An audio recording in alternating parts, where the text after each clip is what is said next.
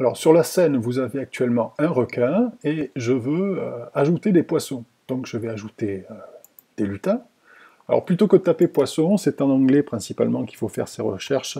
Donc je vais taper fish et je m'aperçois que le premier poisson qui m'est proposé a plusieurs costumes très différents. Donc je vais choisir ce poisson et je vais le dupliquer. Pour le dupliquer sur un ordinateur, il suffit de faire un clic droit et de choisir dupliquer. Je le duplique une fois, je le duplique une deuxième fois. Alors bien sûr, ça me donne sur la scène trois poissons d'apparence exactement identiques. Mais il suffit de sélectionner un de ces poissons et d'aller changer son costume pour que le poisson ait une allure tout à fait différente. C'est vrai aussi pour ce poisson que je vais habiller encore différemment. Voilà.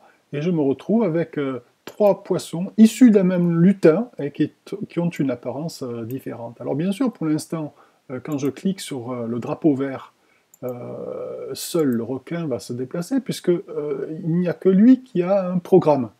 Alors du coup, si je veux faire en sorte que ce poisson et ce poisson aient le même programme que le requin, on pourrait bien sûr recopier tous les blocs pour chacun des lutins, mais c'est un peu long et il y a un raccourci très pratique dans Scratch qui consiste à prendre le bloc et aller le glisser sur chacun de ces lutins. Regardez ce que je fais, je glisse ici le bloc, l'ensemble de blocs du programme du requin sur le premier poisson, sur le deuxième, sur le troisième, et l'effet c'est que automatiquement le programme a été copié sur les trois autres poissons. Alors maintenant, bien sûr, si je clique sur le drapeau vert, eh bien vous avez l'effet escompté.